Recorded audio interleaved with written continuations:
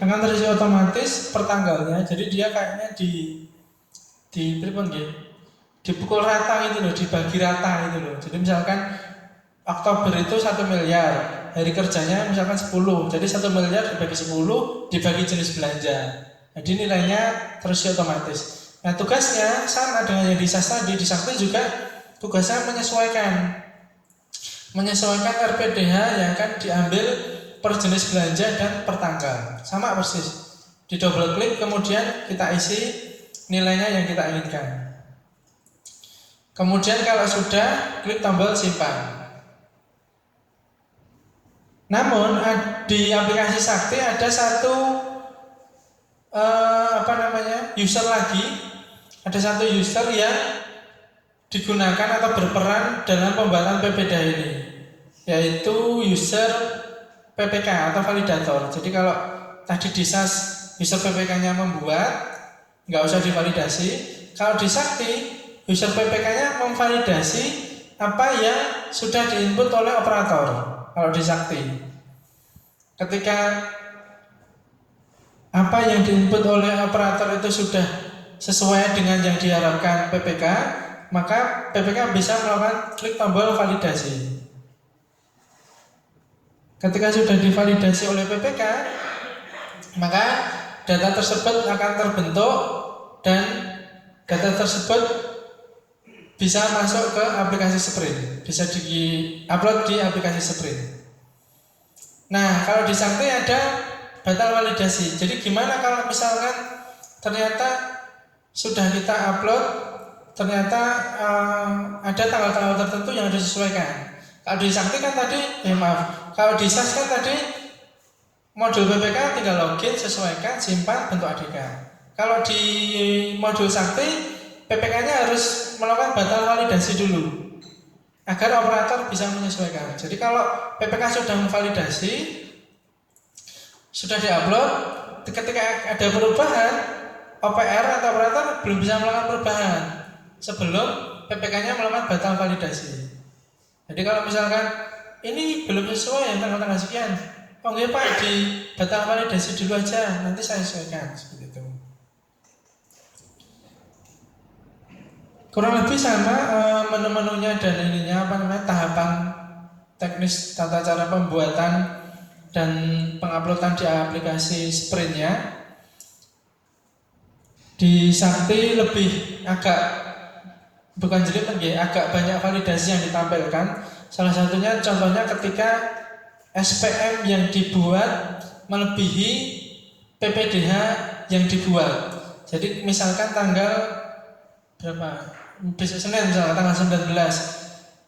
Ketika PPDH dibuat itu nilainya 1 miliar, pas pada hari itu, wah nanti SPM-nya lebih 1 miliar dan belum sempat melakukan update, maka akan ada validasi di Sakti ya. SPM melebihi pagu PPDH tanggal sekian. Ini nggak masalah, jadi ini tinggal di OK aja, ADK-nya tetap bisa terkirim ke KPPN. Jadi kalau Sakti kan pengiriman ADK semuanya kan melalui portal. Jadi ketika melakukan OK, submit, input PIN, maka ADK bisa masuk ke KPPN. Mungkin itu terkait petunjuk teknis penyusunan RPDH dari sisi aplikasi SAS, kemudian dari sisi aplikasi Sakti dan bagaimana proses penguploadannya. Tadi kemudian ada kasus bagaimana kalau halaman 3 DIPA-nya tidak sesuai, tidak mencerminkan kondisi yang sebenarnya. Nah, nanti perlakuannya seperti yang saya sampaikan tadi. Ada yang perlu ditanyakan lagi, monggo, terkait penyusunan dan penguploadan?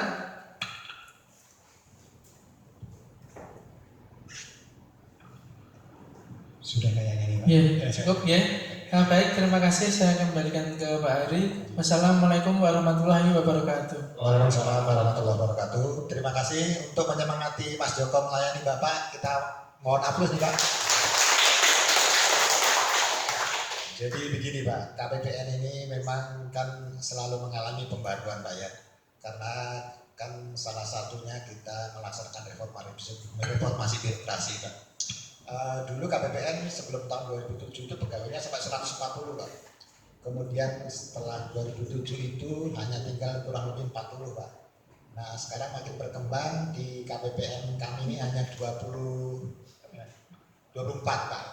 Nanti kalau SPAM dan Sakti sudah berfungsi penuh, mungkin KPPN ini di Indonesia cukup 5 KPPN saja. Dan mungkin satu KPPN cukup ditangani oleh 4-5 orang gitu Pak. Jadi ini orang-orang seperti Mas Joko ini memang mungkin yang nanti akan banyak melayani, karena kebetulan di kami beliau ini yang relatif menguasai IT Pak. Dia dari Direktorat Sistem Informasi dan Teknologi Perbendaharaan. Meskipun ini dia juga masih muda, kami juga pernah menerima masukan Pak dari sebuah saker yang mungkin meminta layanan kami supaya lebih ramah, lebih cool begitu Pak. Nah ini kepada yang muda-muda ini kami sampaikan. Jadi terima kasih pada saker yang selalu memberikan masukan kepada kami untuk kami memperbaiki diri. Jadi ini adalah sebuah kenyataan ke depan, kita masih akan terus berhubungan dan kita adalah satu keluarga. Dan tadi kalau boleh saya tekankan sedikit Pak, berkenaan dengan SPM tanpa RPD tetap akan diproses. Jadi begini Pak, barangkali ini berhubungan dengan kondisi ekonomi saat ini Pak. Pemerintah kan sekarang mendorong percepatan belanja dari Bapak. Salah satunya kan untuk ikut memulihkan kondisi perekonomian yang sekarang sedang sangat menurun Pak ya. Karena dianggap belanja APBN itu menjadi bagian penting untuk menggerakkan kembali perekonomian pasar kita Pak. Karena salah satu tujuan APBN kan agar uang itu bisa menggerakkan perekonomian. Jadi akan ada kemudahan-kemudahan. Kalau pada tahun lalu SPM nggak bisa tanpa EPDH Pak. Sekarang masih bisa. Tapi ini mohon jangan menjadikan kita berpegang, waduh nggak usah bikin lah gitu. Tolong tetap bikin, karena pada saatnya nanti akan diwajibkan Pak. Dan hanya untuk kondisi ini sekarang supaya sudah dipermudah, termasuk nanti akan dijelaskan oleh Pak Adi berkenaan dengan TUP. Kalau pada masa sebelumnya tahun-tahun bahkan sejak dulu Pak ya, TUP itu maksimal dibayarkan hanya 1 miliar kepada pihak ketiga. Sekarang ini TUP boleh dibayarkan sampai dengan 1 miliar Pak. Bahkan untuk khusus COVID lebih 1 miliar pun akan dibayar Pak. Itu supaya uang cepat beredar, kemudian perekonomian masyarakat bisa bangkit kembali. Itu mungkin semangat pemerintah begitu Pak. Jadi yang ingin saya garis bawahi, jangan Bapak tadi disampaikan oleh Mas Joko, SPM tanpa RPD tetap akan diproses, lantas membuat kita tidak membuat RPD. Kita harus terus berlatih Pak, karena pada saatnya nanti ketika itu semua sudah makin strict, kita sudah siap. Barangkali itu Pak ya. Dan selanjutnya dengan hormat, ini kok kelihatannya agak adem-adem, kurang semangat atau gimana nih Pak? Masih semangat Pak ya? Gimana Pak kalau kita tepuk tangan 3 kali Pak? Tepuk tangan. Intinya mari kita hidupkan, kita bekerja dengan gembira, kami pelayan Bapak siap melayani dan kami juga siap dikritik, dan kepada pengkritik kami mengucapkan terima kasih Pak, karena hanya dari kritik Bapak kami bisa terus memperbaiki diri. Begitu ya. Ini terutama kami tujukan kepada Mas Edi. Terima kasih. Monggo dilanjutkan oleh Mas Hadi Nur Said, dan ini barangkali nanti beliau bicara yang terakhir karena besok awal November beliau sudah bertugas di KPPN Makassar 1. Silakan Mas Hadi, terima kasih. Monggo. Assalamualaikum warahmatullahi wabarakatuh. Selamat siang Bapak Ibu sekalian. Berbahagia sekali hari ini bisa berkumpul dengan Bapak Ibu sekalian. Mohon izin saya untuk berdiri Bapak Ibu ya, biar nggak ngantuk. Baik Bapak Ibu sekalian, jadi di sesi ini terakhir Pak Heri mungkin ya, hari ini. Ya, jadi saya nggak terlalu banyak mungkin Bapak Ibu sekalian. Sebelum saya menyampaikan materi saya, izinnya saya bertanya, ada Bapak Ibu sekalian yang PPK baru, maksudnya yang tahun kemarin belum jadi PPK, atau sudah pernah PPK semua? Ada yang baru Bapak Ibu? Nggak ada Bapak. Baru tahun ini Pak. Dari sakernya Pak? Oh Mandua. Okay. Baru ya. Oke, jadi berarti harus agak detail. Baik Bapak Ibu sekalian, sebenarnya untuk Bapak Ibu yang PPK yang sudah paling nggak tahun kemarin sudah menjadi PPK, tidak banyak perubahan yang terjadi di langkah-langkah akhir tahun kita pada tahun 2020 ini. hanya ada beberapa biasalah sedikit penyelesaian seperti itu, sehingga tidak usah terlalu jelimet, pusing dan seterusnya, santai aja. Cuma Bapak Ibu sekalian yang perlu saya garis bawahi, yang pertama adalah terkait dengan tanggal-tanggal yang dibagikan oleh panitia. Jadi tolong dicermati tanggal-tanggal yang ada ini, jangan sampai ada hal-hal yang terlewat dari batas tanggal yang ada. Seperti yang disampaikan oleh Pak Hari tadi, Bapak Ibu sekalian, bahwa sekitar 3 tahun atau 4 tahun terakhir ini memang di aturan kita, di langkah-langkah akhir tahun itu tidak pernah diatur masalah dispensasi. Jadi kalau dulu sebelum 4 tahun yang lalu itu di aturan akhir tahun itu selalu ada dispensasi. Untuk kategori ini yang mengeluarkan dispensasi KPPN, untuk kategori ini yang mengeluarkan dispensasi KW, untuk kategori ini kantor pusat dan seterusnya. Sudah hampir 3 tahun atau 4 tahun ini tidak ada diatur masalah dispensasi. Artinya dispensasi itu adalah sesuatu yang masih abu-abu seperti itu, bisa dibeli, bisa tidak, seperti itu. Jadi mohon kita tidak berharap banyak dengan dispensasi, kita coba pegang yang ada ini dan kita mencoba untuk mengikutinya sehingga kita bisa berjalan dengan sesuai jadwal yang ada. Nah, Bapak Ibu sekalian, dari jadwal tanggal-tanggal yang sudah dibagi di Bapak Ibu sekalian, ada satu tanggal yang sebenarnya sudah terlewat. Kalau Bapak Ibu lihat di bulan Oktober itu ada tanggal 12 Oktober yang sudah dilewati, yaitu batas akhir untuk pengajuan SPM dengan BAST atau BAPP, jadi kontraktual ini tentunya ya, yang berakhir sampai dengan 30 September 2020. Saya secara pribadi sudah mengingatkan di grup KPA, kuasa pengguna anggaran, kemudian teman-teman dari MSKI juga sudah mengingatkan di grup Sinergi untuk pengajuan SPM tanggal 12 itu. Namun demikian, pada kesempatan ini boleh saya bertanya, masih adakah SPM yang terlewat untuk BAPP atau BAST sampai dengan 30 September yang belum diajukan ke KPPN di Satker Bapak Ibu sekalian? Ada kira-kira Bapak Ibu? Di kepolisian mungkin banyak ini Pak, termen-termen itu sudah selesai semua ya? Sudah ya? Bapak Ibu sekalian yang di Kemenak ada? Tidak ada ya? Mas Razi kemarin ada nggak Mas? Aman ya? Ada. Oke, jadi tahun hari kemarin aman, hari ini kemarin aman, berarti insya Allah mudah-mudahan aman. Jadi Bapak Ibu sekalian, selama 3 tahun saya megang seksi PD di Klaten ini, alhamdulillah lancar 3 tahun ini, tidak ada jaminan bank yang kita cairkan, tidak ada bahan prestasi dan seterusnya. Mudah-mudahan di tahun ini juga demikian adanya, jadi bisa lancar berjalan sesuai dengan harapan kita semua. Baik, saya lanjutkan Bapak Ibu sekalian. Kemudian nanti Bapak Ibu sekalian di bulan Oktober ini, Bapak Ibu sekalian mohon hati-hati di tanggal 23 Oktober. Itu ada SPM yang untuk BAST, BAPP tanggal 1 sampai dengan 13 Oktober. Oke, tanggal 23, walaupun nanti kita tetap akan mengingatkan di grup-grup yang ada, namun Bapak Ibu sekalian mohon mencermatinya.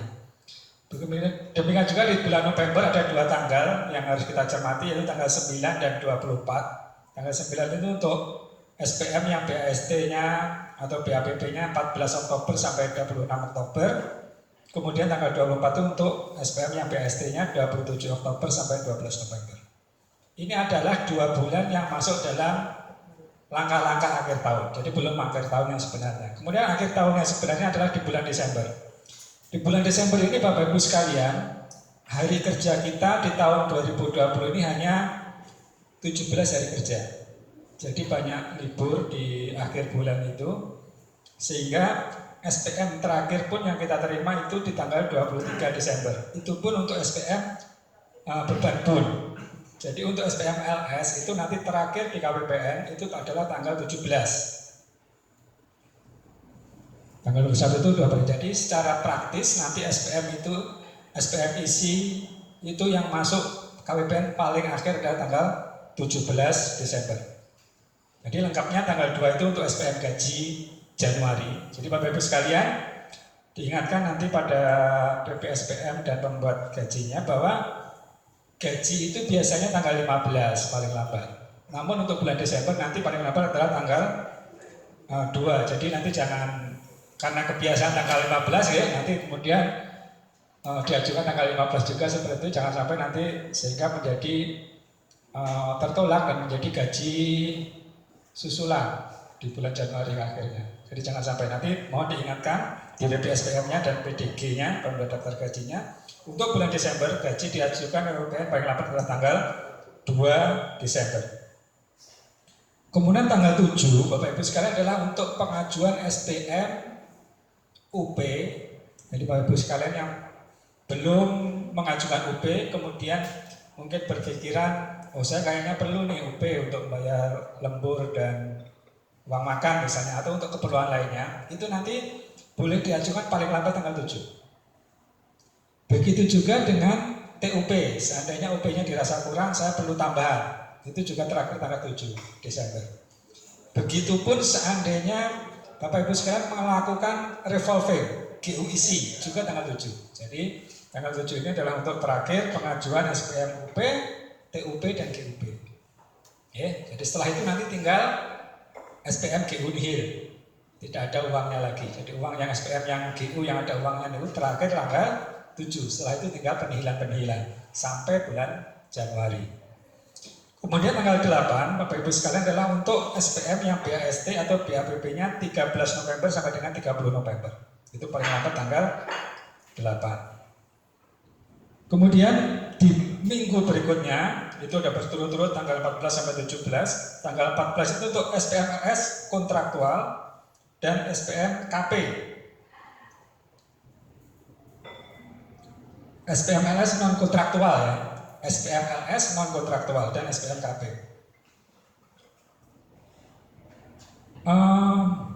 SPM LS non kontraktual ini adalah SPM yang LS yang tidak dikontrakkan, yang seperti untuk pembayaran honor pejabat keuangan misalnya. Masih di sini Mas Eko ya? Di 17 itu untuk yang honor 51. Oke, 51 ya. Tunjangan, vakasi, penghasilan PPNPN dan seterusnya. Oke, benar ya?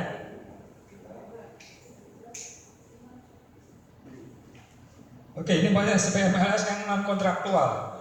Ini kan yang honor non kontraktual.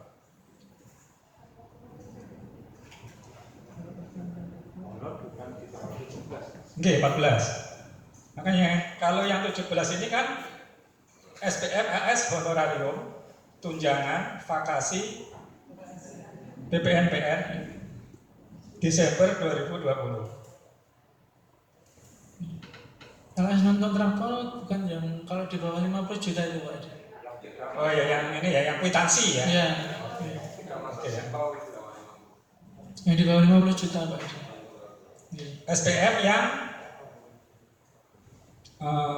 pihak ketiga namun tidak dikontrakkan seperti itu ya, di bawah 50 juta. Oke.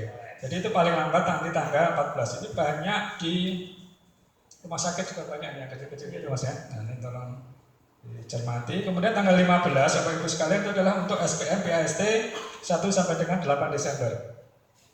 Kemudian tanggal 16 untuk SPM yang PAST-nya 9 sampai 14 Desember. Kemudian ralat atas retur.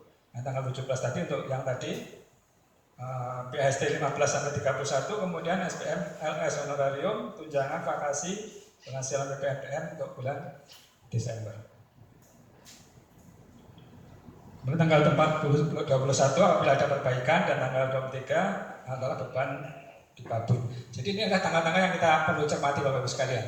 Ini sekedar untuk mengingatkan aja. Ini tolong seperti yang disampaikan oleh Pak Taufik tadi, nanti tolong ditempel atau ditaruh di mejanya, buat banyak dan seterusnya, sehingga kita memiliki